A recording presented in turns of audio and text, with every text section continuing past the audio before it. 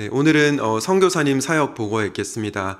남아공에서 귀하게 신실하게 사역을 하고 계시는 홍관호 성영란 선교사님께서 나오셔서 사역 보고해 주실 때 큰 은혜를 받으시기 바랍니다. 나오실 때 큰 박수로 환영해 주시면 감사하겠습니다.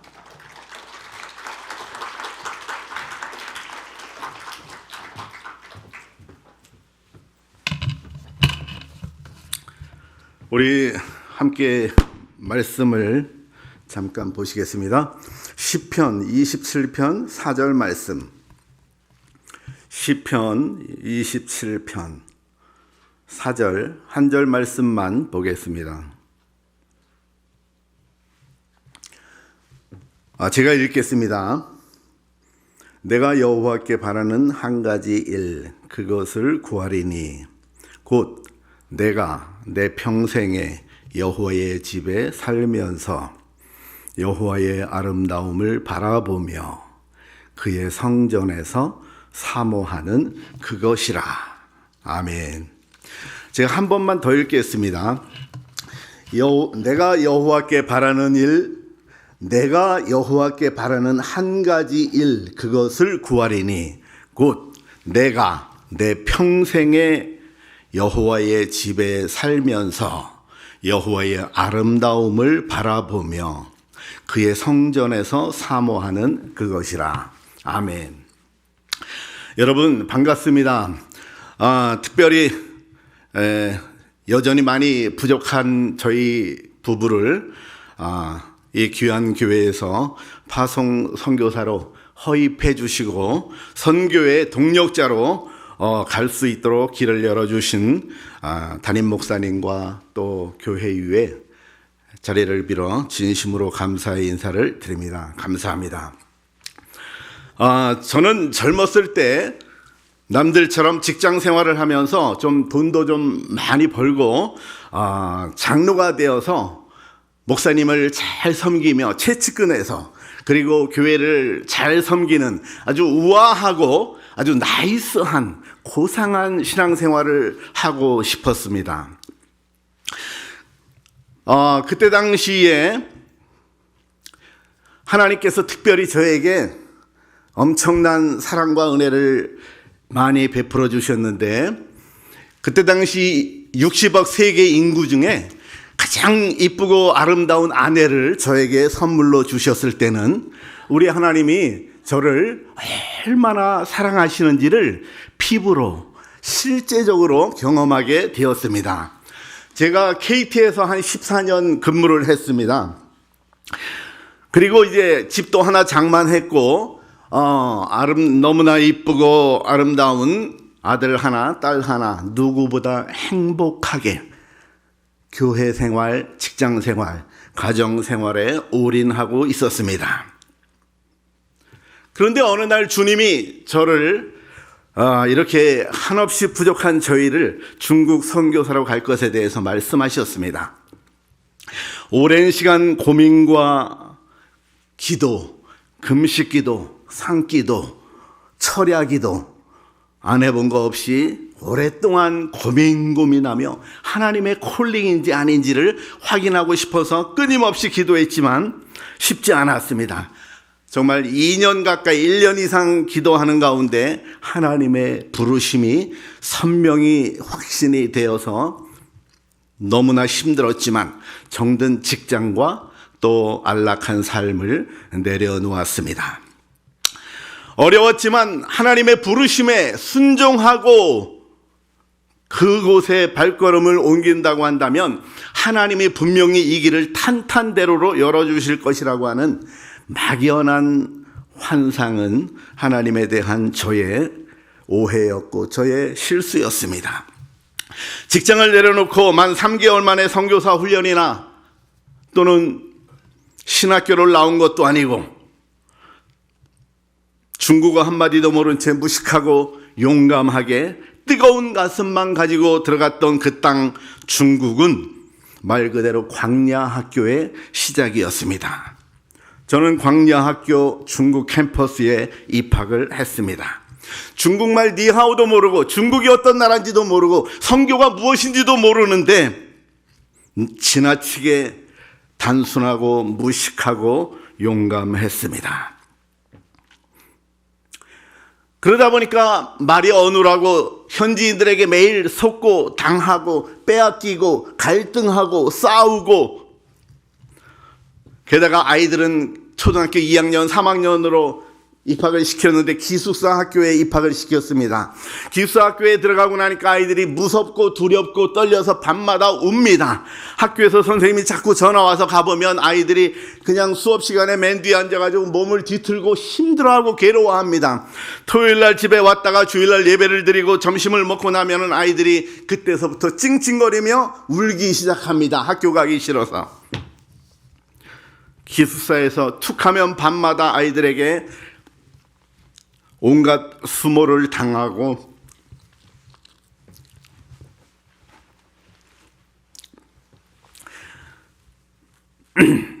그때 당시에 저희는 퇴직금 좀 있던 것과 집 한 것, 그 모든 것들을 그때 당시 그 사역의 현장 상황으로 인해서 하나님 앞에 다 드릴 수밖에 없었습니다. 그리고 그때는 제가 너무 단순하고 정말 그래서 당연히 또 하나님 앞에 선교사들은 집 가지고 있으면 안 되는 줄 알았습니다. 그리고 맨 땅에 헤딩하기 엄청나게 많이 했습니다. 좌충우돌. 풀리지 않습니다. 비자 문제, 현지인들과의 갈등 관계, 사역 문제가 제대로 열리지가 않습니다. 게다가 선교사들 간에 보이지 않는 갈등은 우리를 끊임없이 힘들게 하고 어렵게 했습니다. 온갖 갈등과 스트레스로 인해 몸과 마음은 점차 만신창이가 되고 그나마 있던 모든 것들 다 잃고 나니 사면초가에 갇히곤 했습니다. 여러 차례 갇혔습니다. 그런데 그때마다 우리가 할 수 있는 것은 하나님 앞에 납작 엎드리는 것 이외에는 없었습니다. 그래서 할 수 없이 하나님 앞에 아이들 학교 보내고 둘이 앉아서 예배의 자리에 나갔습니다. 하나님, 우리 어떻게 해야 되나요? 하나님 앞에 예배 가운데 말씀을 읽고 나누고 기도를 하는데 하나님의 성령이 강력하게 임재하십니다. 우리의 말씀 가운데, 기도하는 가운데 끊임없이 회개를 쏟아나게 하시고 둘이 낮에 예배 드리는데 끌어안고 꺼이 울면서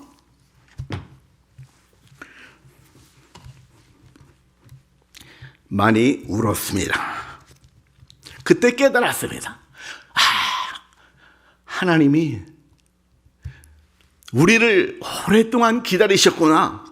하나님이 우리를 목말라 하시고 계시는구나. 하나님의 마음을 그때 처음 알았습니다. 하나님이 오늘 우리에게 원하시는 것은 너희의 사역이 아니라, 너희의 그 바쁜 사역이 아니라, 나는 오늘 너 자신을 원한단다. 나는 내가 보고 싶단다. 나는 내가 예배의 자리에 나오기를 원한단다. 너 나와 함께 예배하지 않겠니? 주님은 우리를 목말라 하고 계셨음을 저는 깨달았습니다. 그 이후로 예배의 자리에 나가는 것으로 삶의 모습을 많이 바꾸어 갔습니다. 우리가 사면초가에 갇혔을 때마다 정말 앞뒤가 다 막히고 기가 막히고 정말 철수해야 되나 어떻게 해야 되나, 재정은 후원자도 하나도 없고 우리는 도대체 무엇을 해야 하나 막막할 때 하나님이 저희에게 그때마다 하나님의 마음을 조금씩 보여주시고 가르쳐 주셨습니다. 그때 당시만 해도 너무 단순하고 무식해서 그냥 열심히 빨리 전도하고 사역하고 열매 맺고 개척하고 교회가 든든히 서가고 보고를 멋지게 하고 그러면 하나님이 영광 받으시리라고 그렇게 생각하고 자기 소견에 오른 대로, 그리고 상식에 오른 대로 남들이 다 하니까 이렇게 하면 하나님 당연히 영광 받으시겠지라고 하는 내 소견대로. 그러나 거기에는 조급증이 있었습니다. 조급증. 뭔가 빨리 일으켜서 인정받고 싶어하는, 박수갈채에 목말라 하고 있었습니다. 이런 수많은 하나님과 관계없이, 복음과 관계없이 내 열심으로 뭘 해보려고 하는 수많은 시도들이 다 무너진 것은 10년의 중국 사역을 마친 후였습니다. 그야말로 완전히 번아웃된 우리는 안식년을 구했습니다. 하나님, 우리 너무 힘들어요. 지치고 몸은 만신창이가 되고 힘들어요. 좀 쉬었으면 좋겠습니다. 그런데 어느 날 대학교 1학년에 다니던 아들 원범이를 우리 하나님은 갑작스런 위암 말기라는 판정을 해 주셨습니다.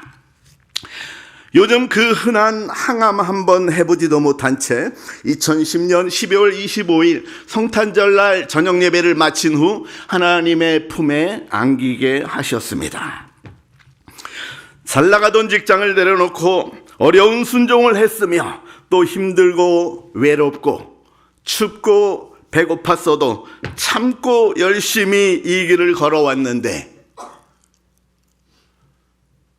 나는 적어도 10년 순종의 길을 걸었으면 하나님이 아들아 너 참 수고했다 라고 위로해 주실 줄 알았어요. 그런데 위로 격려는 못 해줄 망정 그토록 사랑했던 하나밖에 없는 아들을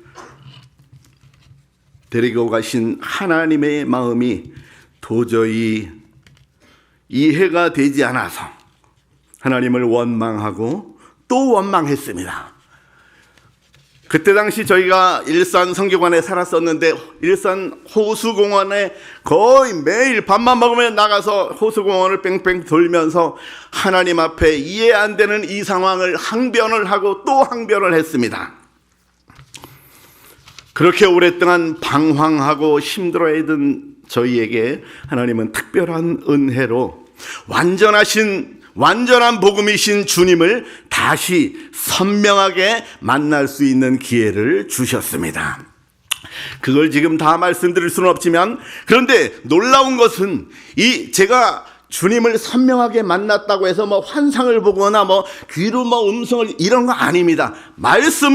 복음을 리얼하게 선명하게 만났다는 얘기입니다. 그 주님을 복음으로 만났는데 그 주님을 리얼하게 선명함에 만나면 만날수록 10년 동안 선교한답시고 날뛰면서 저질렀던 하나님과 관계없이 높아졌던 마음과 복음과 관계없이 바쁘고 이리저리 날뛰었던 지난 날들의 모습들이 하나님 앞에 얼마나 부끄러운 모습인지 이것들이 하나하나 선명하게 드러나기 시작하는 거예요.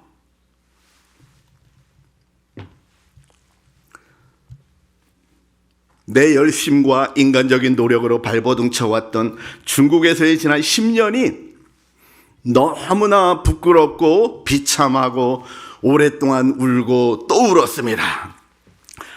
초라하고 부끄러워서 그냥 숨고만 싶었습니다. 주님의 영광을 위하여 사역한답시고 오히려 정작 본질이신 주님을 놓치고 주님 여기 잠깐 계세요. 제가 일해서 영광 올려드릴게요. 그 지난 날에 저의 모습은 텅 빈 그물을 들고 허탈해하는 베드로의 모습이었습니다. 허탈한 마음으로 텅 빈 바구니를 들고 흐느끼던 한없이 일주일 동안을 흐느꼈는데 그 흐느끼던 저에게 주님이 마음속에 깊은 감동으로 함께 하셨습니다. 아들아, 내가 나를 사랑하느냐? 내 양을 먹이라. 저는 한동안 오열하며 통곡을 했습니다. 주님, 나 같은 죄인이 무슨 선교를 하겠습니까? 나 이제 더 이상 못 갑니다.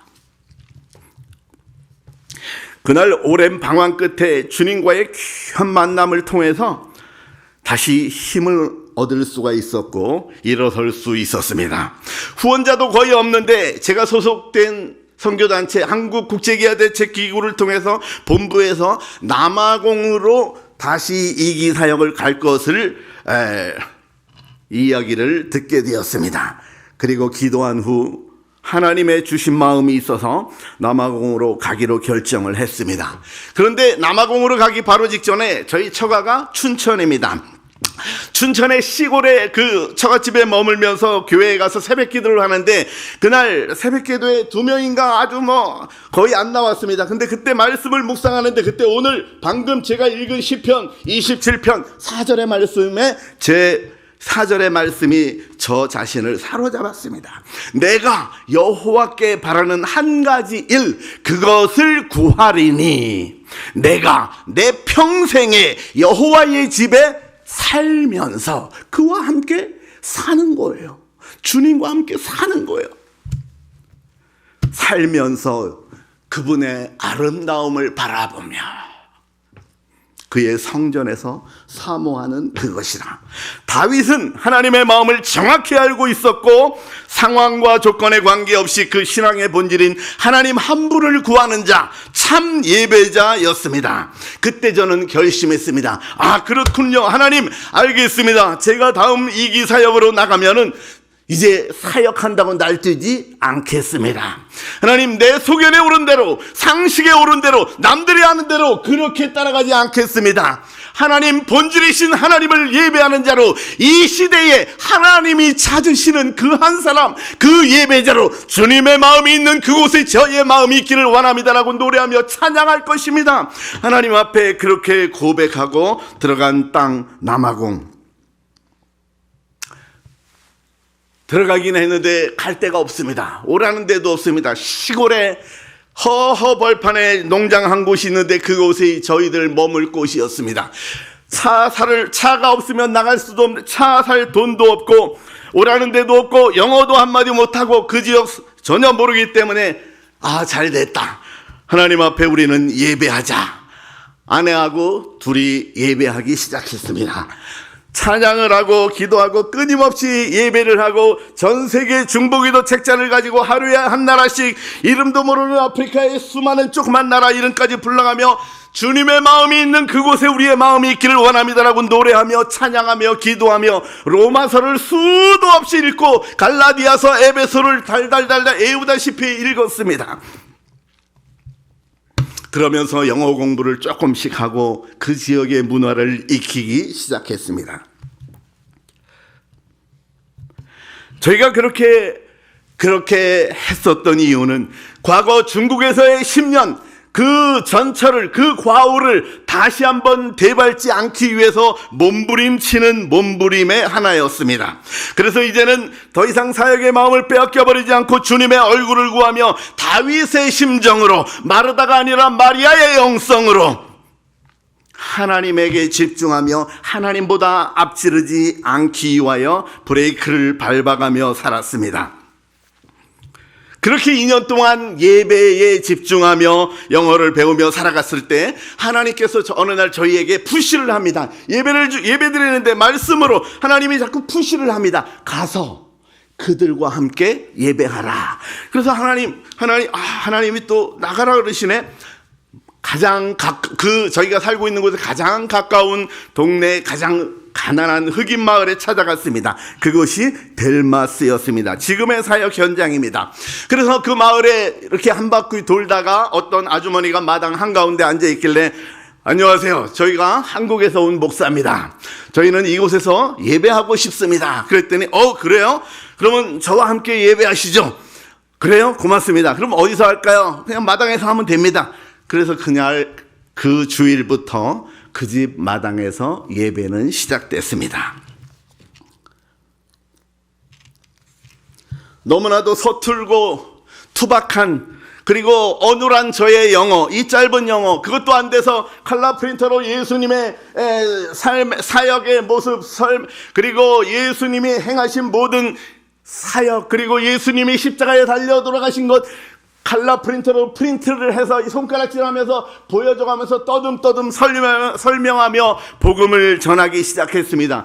궤도를 만들어가지고 예수 사랑하심은 찬양을 영어로 번역해가지고 아이들 보고 너 이거 들고 있어.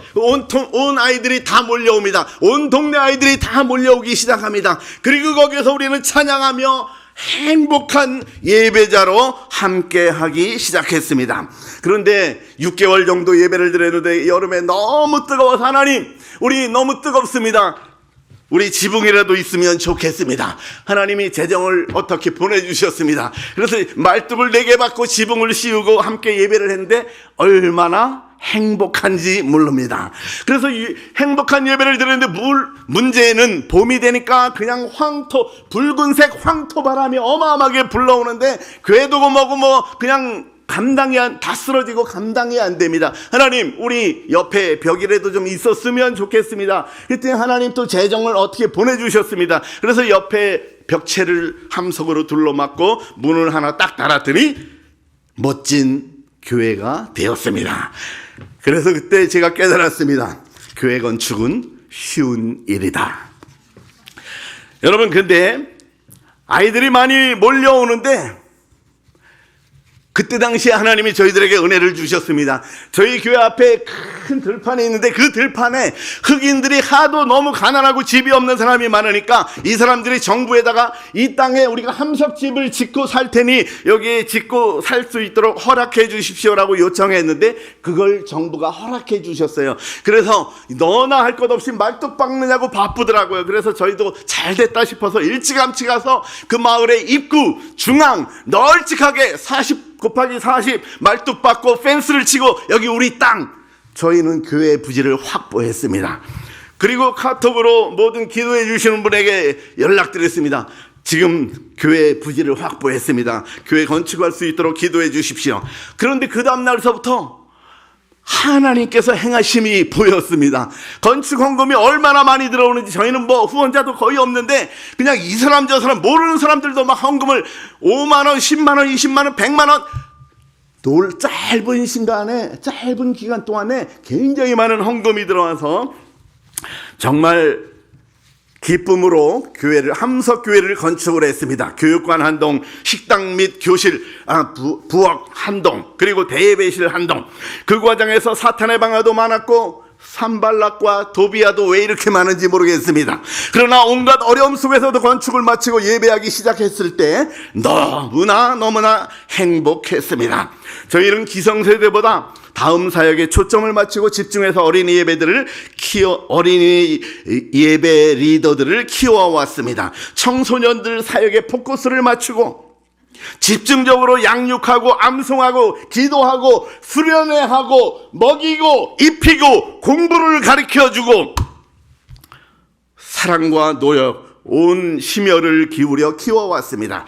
그런데 그렇게 한 3년 정도를 집중해서 다음 세대 아이들을 포커스를 맞추고 집중해서 양육을 한다고 했는데 3년 정도 지났는데 핵심 멤버 아이들이 남자아이들은 그 나라 전통에 따라서 성인식 한다고 18살 되면은 한겨울에 산에 올라가서 상고마라고 해서 그 무당이 하는 전통의식, 할례식, 성인식을 하러 올라갑니다. 이 아이들에게 특별히 그게 왜 문제가 되는지, 그게 가면은 왜 안 되는지를 복음적으로 잘 설명을 그렇게 했건만 이 아이들이 저를 외면하고 등지고 다 산으로 가버렸습니다. 그리고 그 이후로는 교회를 하나도 안 나옵니다. 그뿐인가요? 남자아이들은 산으로 가고 여자아이의 우리 교회 전체 리더 학생이 있었습니다. 이 학생은 자기가 목사가 되겠다고 그리고 열심히 교회 앞에서 인도를 잘하고 찬양도 잘하고 제가 영어로 설교하면 줄로아로 통역도 하는 너무나 이쁜 자매인데 이 자매가 17살 되니까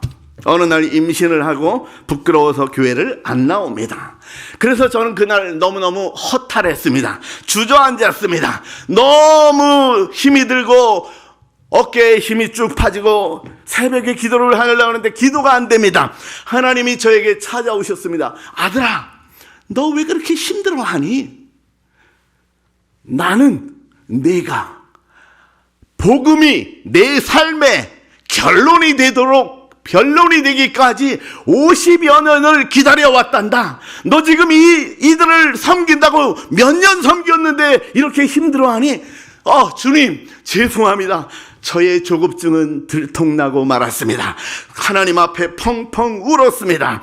그때만 해도 제가 복음을 다시 예수 그리스도를 리얼하게 만난 지 얼마 되지 않아서 가슴이 뜨거웠습니다. 그래서 어른 예배를 드리는데 10명도 채 되지 않는 몇 명 앉혀놓고 그냥 열심히 오리지널 원복음을 선포를 합니다. 십자가에 돌아가신 예수 그리스도 회개하라고 소리를 치는데 제가 영어는 못해도 목소리는 무진장 큽니다. 이 사람들이 외국인 선교사가 와서 뭐 한다 그러니까 거기 가면은 뭐 떡고물이라도 있겠거니 하고 기대 심리에 왔던 사람들이 저놈의 차이니스 목사 왜 영어도 못하면서 왜 이렇게 소리는 질러대 맨날 회개하라는 소리 왔다가는 다 갑니다. 두 번 다시 안 와요.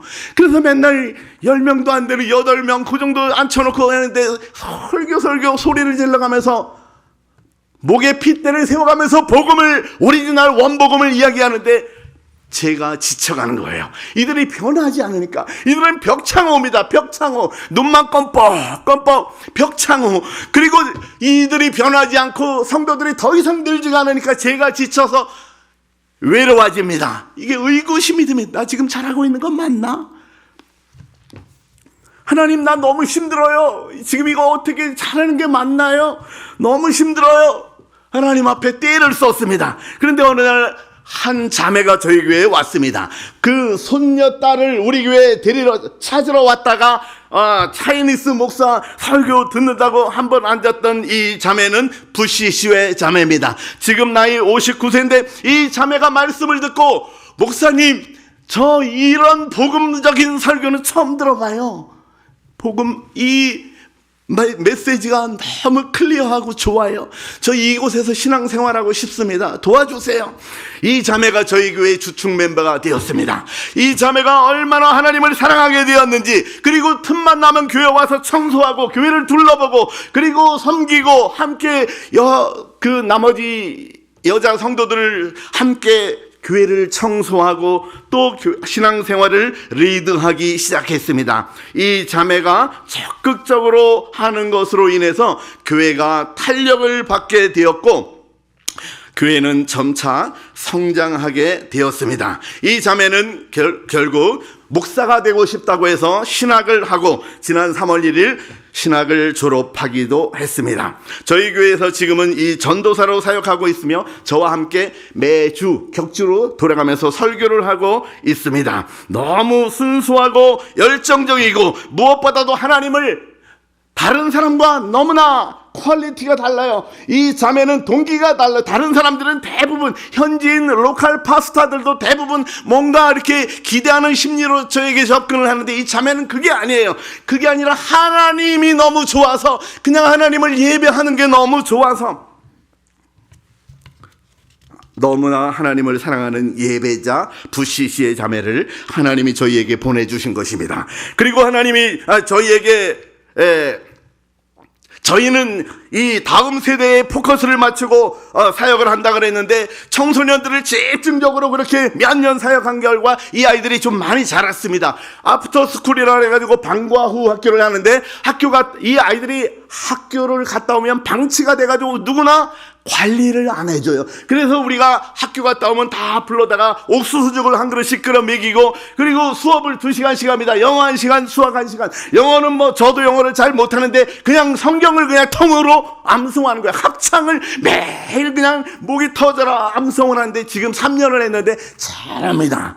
말씀이 3년 동안 그 10년 가운데 들어가니까 이 아이들이 잘합니다. 말이 바뀌고 생각이 바뀌고 태도가 바뀝니다. 그리고 1시간 끝나고 다 같이 국민체조 시작! 국민체조를 하고 그리고 이제 영어 수학을 합니다.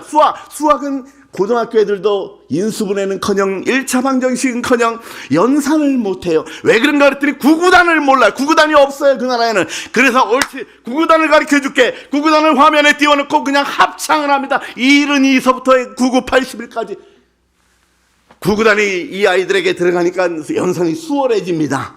그리고 수학이 재밌어집니다. 그리고 신나게 이렇게 하던 아이들이 점차 자라서 지금은 청소년 아이들이 쑥쑥 자랍니다. 토요일날 또 우리 부시시의 자매가 모여서 함께 성경을 읽고 나누고 기도하고 이 아이들이 잘 자라서 지금은 25명의 교사가 나왔습니다. 교회학교 교사 25명. 그리고 지금은 이 아이들 중에 우리 특별히 처음에 저희가 섬기는 예배를 시작했을 그때 당시에 중학교 1학년이었던 두 자매가 있었어요. 까무와 지비. 이 자매는 그때 중학교 1학년이었는데 지금 다 자라서 청년이 되고 대학 졸업하고 그리고 지금 직장 생활합니다. 저희 교회 예배 리더가 되었습니다. 교사 리더가 되었습니다. 그리고 하나님이 놀라운 은혜를 주신 것은 저희들이 섬기는 그 델마스의 마을을 섬기고 있는데 문제는 이 델마스뿐만 아니라 남아공 전체 대부분이 그런데 가정들이 대부분 무너져 있어요. 올바른 가정들이 없어요. 그냥 자녀가 집집마다 얼마나 많은지 결혼하는 모습은 한 번도 못 봤는데 자고 나면 아이들이 태어나고 아이들이 너무나 많습니다. 그래서 어린이 사역하기는 너무 좋습니다. 그런데 가정이 이렇게 다 깨지고 아이들이 4명, 5명씩 있는데 아버지가 다 달라요. 서로 족보가 어떻게 되는지 연결을 할 수가 없어요. 그리고 제대로 된 결혼을 해서 제대로 된 가정 속에서 태어나서 건강하게 사랑받으며 자라야 할 아이들인데 그렇지 못한 아이들이 대부분입니다. 저희 교회만 해도 90% 이상 다 온전한 가정이 아닙니다. 그래서 남편이라는 말을 못 쓰고 보이프렌드라고 대부분 그렇게 부릅니다. 그런데 이 가정 속에서 여성들은 특별히 너무나 신음을 합니다. 여성들이 너무나 상처가 많고 고통이 많아서 저희 아내가 그런 사역을 아주 잘합니다. 어린이 사역을 잘할 뿐만 아니라 청소년 사역을 잘하고 여성 사역을 잘해서 해피맘이라고 하는 프로그램을 진행합니다. 어머니 학교에 아주 압축한 것 비슷한 그런 프로그램인데 그걸 통해서 삶을 나누고 말씀을 가지고 같이 기도하고 하나님이 만드신 가정의 제도가 어떤 것인지를 알려주고 함께 울면서 기도할 때 거기에 참석했던 많은 자매들이 회개하고 모든 것들을 돌이키며 거기에서 살 소망을 찾고 행복한 예배자로 거듭나기도 했습니다. 특별히 사회적인 문제는 가정이 다 문제가 깨어져서 문제지만 또 사회가 부정부패로 인해서 하위 공직자들도 너무나 부정부패가 심한 거예요. 그리고 빈부격차로 인해서 강도 도둑이 너무나 많습니다. 그래서 제가 아는 가까운 선교사님들도 이 강력 권총 강도 사건에 큰 어려움을 겪곤 하는 분들이 많이 있었습니다. 특별히 저희 안전을 위해서 기도해 주시면 감사하겠습니다. 저희는 주일날 아침에 일찍 준비를 해가지고 일주일 동안 잔뜩 준비를 해가지고 40분 동안 운전해가지고 교회를 가는데 교회를 가는 그 길이 얼마나 행복한지 몰라요. 너무 행복합니다. 그래서 교회 가는 그 길을 차 안에서 둘이서 예배하며 부흥회를 하면서 갑니다. 40분 동안 그 신나는 그 부흥회. 왜냐하면 거기 가면 사랑하는 우리 아이들을 만날 수 있으니까, 사랑하는 우리 성도들을 만날 수 있으니까, 사랑하는 우리 하나님을 만날 수가 있으니까 그 행복한 예배를 기대하며 하나님 앞에서 교회를 갔을 때 교회 앞 준비를 다 해놓고 대문 앞에 나가 있습니다. 대문 앞에 나가서 아이들을 기다립니다. 아이들이 이쪽 골목 그 함석집 성냥광만한 그 함석집 골목에서 아이들이 이쪽에서 나오고 저쪽에서 나오고 너무 이쁜 거예요. 그래서 그냥 제가 그 아이들이 저기서 오면 그냥 손뼉을 그만! 소리를 지릅니다. 그러면 이 아이들이 제가 소리 지르고 발을 확 벌리고 자세를 낮추면 이 아이들이 그냥 막 달려옵니다. 막 달려오면 저는 그냥 이 아이들을 그냥 꽉 끌어안아줍니다. 이 아이들을 끌어안아주면서 God bless you. Jesus loves you. 이 아이들을 끌어안아주며 축복해 주는데 제 마음이 얼마나 행복한지 너무너무 행복합니다. 이 아이들이 너무 좋아합니다. 물론 예배가 끝나고 돌아갈 때 과자를 하나씩 주고 사과를 하나씩 나눠주면서 또 한 번 축복해주고 안아줍니다. 그런데 이렇게 아이들을 끌어안아주고 끊임없이 오는 아이들을 끌어안아주고 300명이 옵니다. 주일학교 예배에 300명. 이 아이들을 끌어안아주고 함께 기뻐하며 즐거워할 때 하나님이 저를 끌어안아주는 그러한 느낌을 저는 받습니다. 얼마나 제가 가슴이 북받쳐 오르고 가슴이 그냥 막 기쁨으로 감사로 희열로 가득 찹니다. 그때 하나님 앞에 저는 고백합니다. 하나님, 저는 행복한 아프리카의 예배자입니다. 여러분, 광야학교 중국 캠퍼스 시절 너무나 괴로웠습니다. 춥고 외로웠습니다. 너무너무 힘들었습니다. 그런데 광야학교 남아공 캠퍼스 사정은 더 열악합니다. 물이 안 나옵니다. 전기가 없습니다. 그 황토바람, 그 함석집, 그 어마어마한 뜨거운 열기. 그런데 상황과 조건은 훨씬 더 열악하지만 하나님의 임재 가운데서 하나님의 행하심을 보며 그 하나님을 찬양하며 그 여호와의 아름다움을 보며 찬양하며 예배하며 나아갈 때 하나님은 우리의 마음들을 만지셨고 아이들의 마음을 만지셨고 영혼들의 마음을 만지셨고 어린이 예배는 행복한 성령 충만한 예배가 될 뿐만 아니라 이어서 계속 드려지는 어른들 예배도 행복한 예배가 되곤 합니다. 저는 오늘 말씀을 짧게 마치고 준비된 영상을 함께 보도록 하겠습니다.